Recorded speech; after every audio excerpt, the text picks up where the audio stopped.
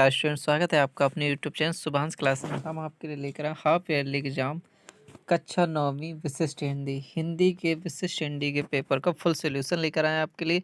ये वीडियो बहुत ही महत्वपूर्ण होने वाला है, तो वीडियो को पूरा देखिएगा। कक्षा 9वीं विषय है आपका हिंदी।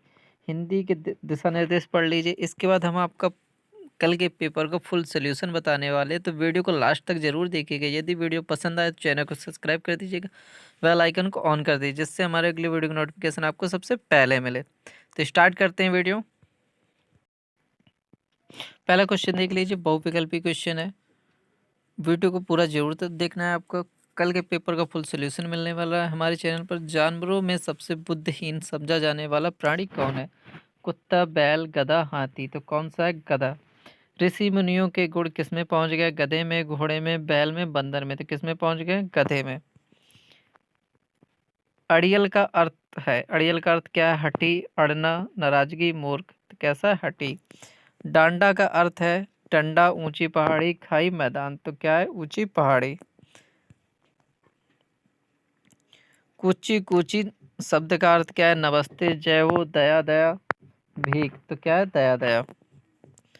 लिहाजा में चाय में डाला जाता है शक्कर, गुड़, मक्खन, नमक, दूध। तो क्या डाला जाता है? मक्खन और नमक। गद्य हमारी स्वाभाविक क्या है? अभिव्यक्ति है।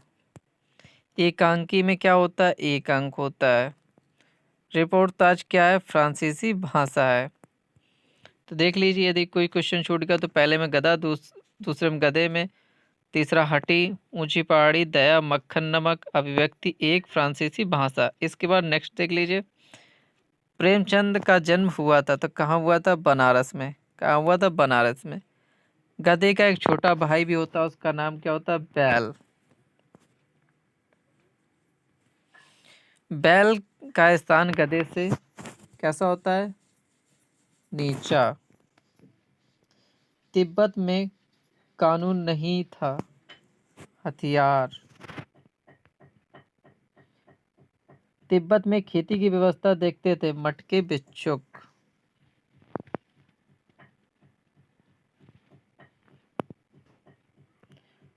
डांडा फोड़ला के लिए उपयुक्त है क्या? डाकुओं के लिए।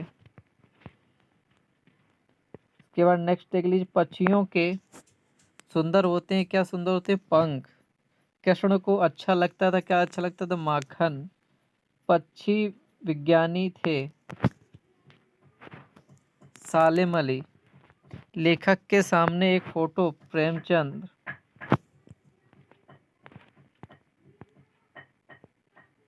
लेखक की दृष्टि पर फोटो, प्रेमचंद जी साहित्य थे, प्रेमचंद जी साहित्यकार थे। तो राइट आंसर क्या हो जाएगा 12वें का? यथार्थवादी। गद्य में व्याकरण का प्रयोग भी ग्रहण के लिए किया जाता है, किस? आसानी से। क्या? कैसे? आसानी से। पात्रों। स्टूडेंट, हम बताएंगे आपको एक न्यू ऐप के बारे में जो स्टूडेंट्स में काफ़ी पॉपुलर होती जा रही है। चाहे कोई क्वेश्चन हो या डाउट हो या कोई कॉन्सेप्ट ना समझ में आ रहा हो या कोर्स हो, जेई नीट पढ़ाई में कोई दिक्कत आ रही हो, उसका सलूशन है फ्लो ऐप। अपने डाउट को किसी भी टाइम क्लियर करें इन 3 स्टेप।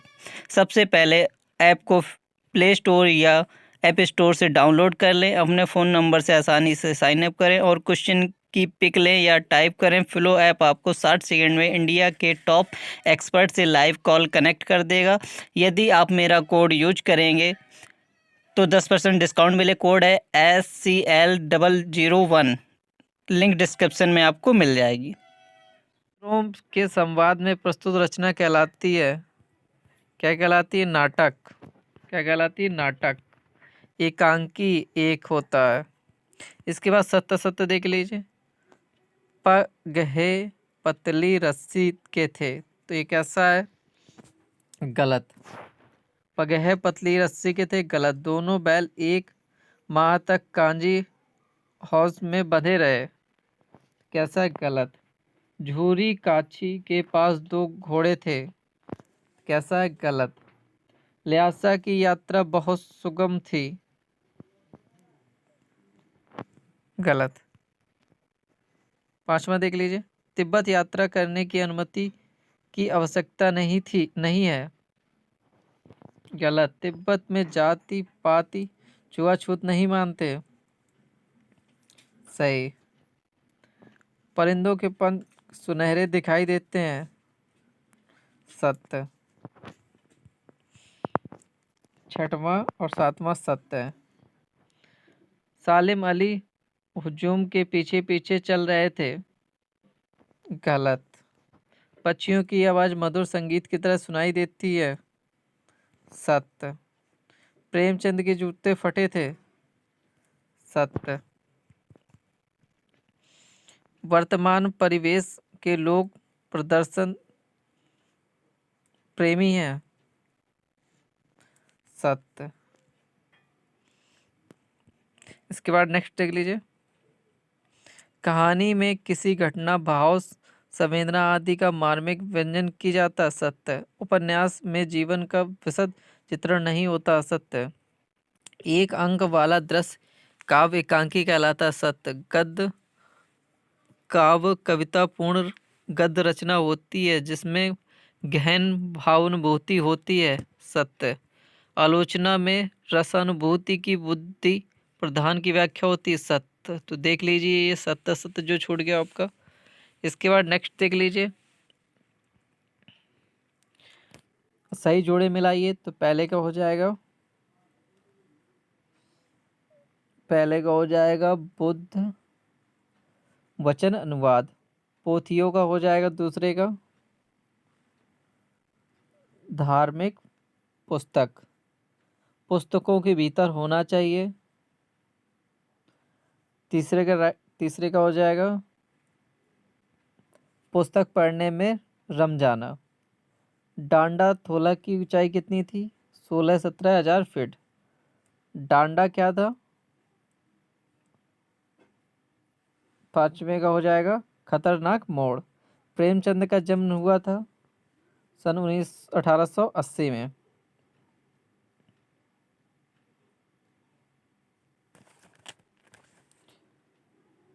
प्रेमचंद का नाम क्या था? धनपत राय। उपन्यास कौन सा है? गोदान। फटे जूते किसके थे? प्रेमचंद जी के। परसाई जी क्या थे? व्यंग लेखक। तो ये नोट कर लीजिए, ये आपके सही मिलान जो आपके कल परीक्षा में आने वाले वो सब सही मिलान है। तो आप जल्दी से नोट कर लीजिए या आप ये यहाँ नीचे देख लीजिए। इसके बाद नेक्स्ट देख लीजिए, निम्नलिखित प्रश्नों के एक वाक्य में उत्तर दीजिए। ल्यासा की ओर के लेखक कौन है? ल्यासा की ओर के लेखक राहुल संख्यातन है। ल्हासा किसकी राजधानी थी? ल्हासा तिब्बत की राजधानी थी। तिब्बत जाने का मुख्य रास्ता कौन सा था? तिब्बत जाने का मुख्य रास्ता नेपाल से तिब्बत का था।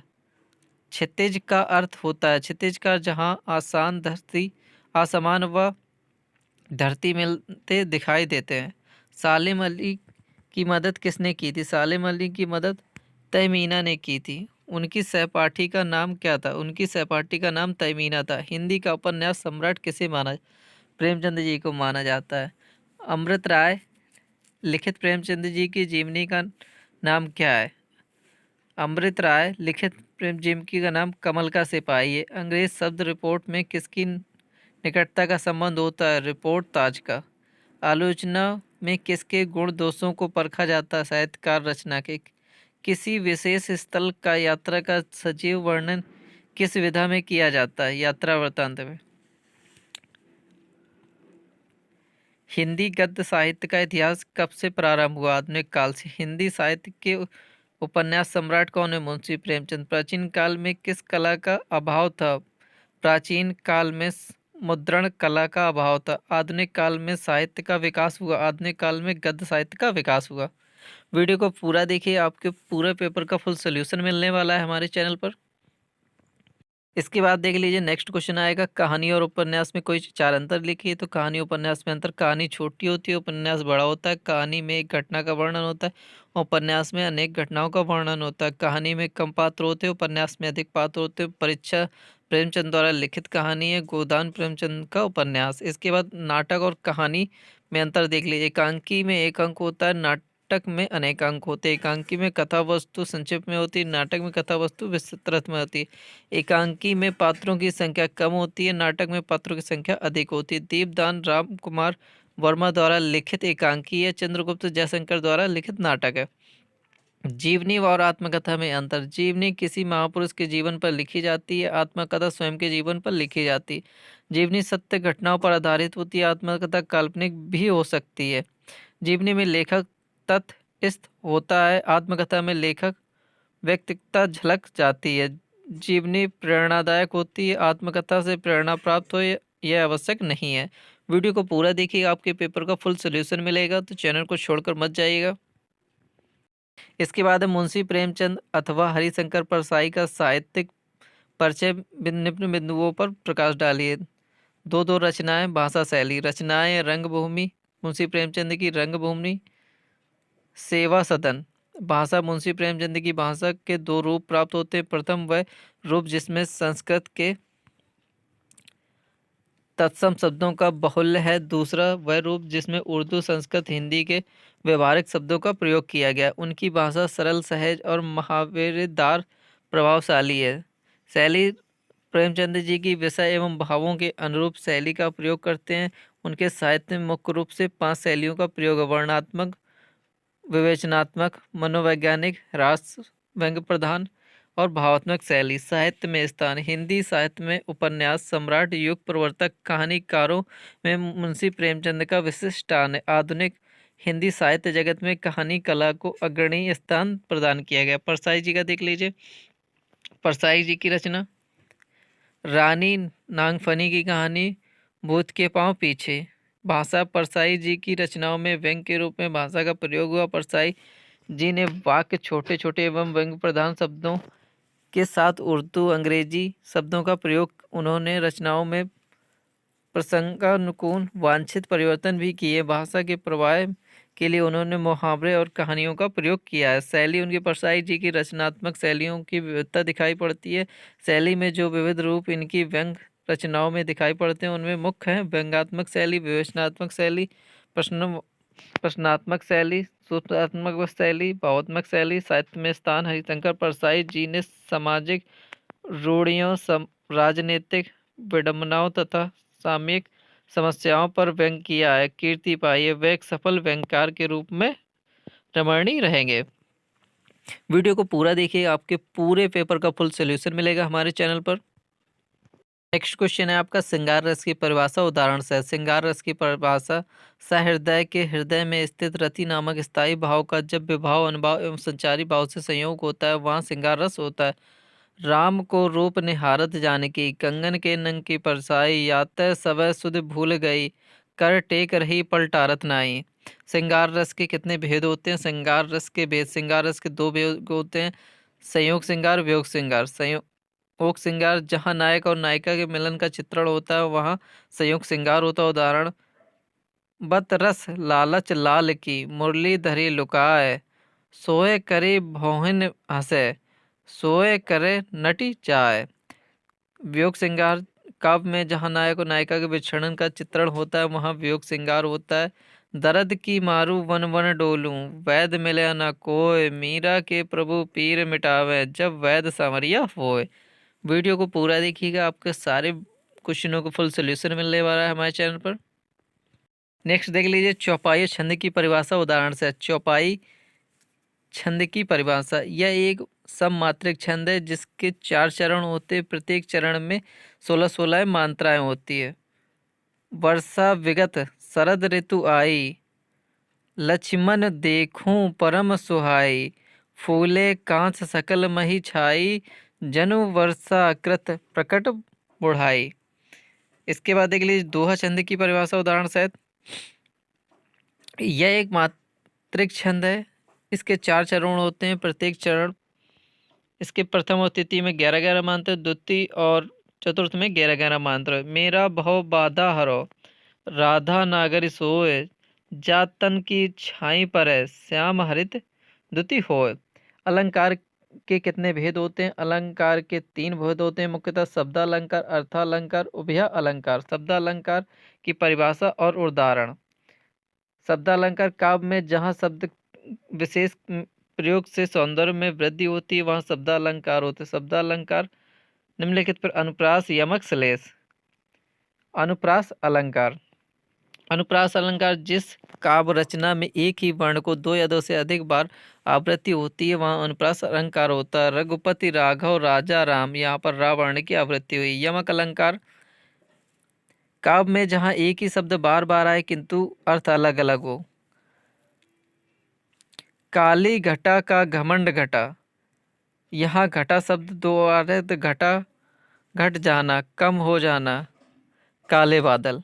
वीडियो को पूरा देखिएगा, ये वीडियो आपके लिए बहुत ही महत्वपूर्ण होने वाला है। के बाद देख लीजिए, वार्षिक परीक्षा की तैयारी के संबंध में अपने पिताजी को पत्र लिखें। तो पत्र कैसे लिखें? पूजनीय पिताजी, सादर चरण स्पर्श आपका पत्र मिला। यह पढ़कर खुशी है कि मैं अपनी वार्षिक परीक्षा की तैयारी में लगा हूँ। मैं अभी तक लगभग सभी विषयों का अध्ययन कर चुका हूँ। मैं आपको विश्वास दिलाता हूँ कि पिछली कक्षाओं की तरह इस बार भी सर्वोच्च अंक प्राप्त कर सकूँगा। आदरणीय पिताजी को चरण स्पर्श, छोटे भाई बहनों को स्पर्श, आपका प्रिय पुत्र। ये आपका लेटर आने वाला है तो इसको देख लीजिए। एक लेटर और आने वाला है, उसको भी देख लीजिए। दोनों में से एक को आपको करना होगा। ये प्रार्थना पत्र है। अपने प्रधानाचार्य महोदय को शाला शुल्क मुक्ति हेतु प्रार्थना पत्र कैसे लिखेंगे? सेवा में श्रीमान प्रधानाचार्य महोदय, आपको अपने विद्यालय का नाम डालना, नीचे अपने शहर का नाम डालना है। विषय क्या है हमारा? शुल्क मुक्ति हेतु प्रार्थना पत्र। महोदय, सबने नम्र निवेदन है कि सबने नम्र निवेदन है कि मैं आपके विद्यालय का कक्षा 9वीं का छात्र या छात्रा हूँ। मेरे परिवार की आर्थिक स्थिति कमजोर होने के कारण मैं विद्यालय की शुल्क नहीं जमा करने में असमर्थ हूँ। अतः श्रीमान जी से निवेदन है कि मेरी शाला शुल्क मुफ्त करने की कृपा करें। आपका आज्ञाकारी छात्र छात्रा, नाम, कक्षा और दिनांक। यदि वीडियो पसंद आए हो तो चैनल को सब्सक्राइब कर दीजिएगा, बेल आइकन को ऑन कर, जिससे हमारे अगले वीडियो की नोटिफिकेशन आपको सबसे पहले मिले। धन्यवाद स्टूडेंट।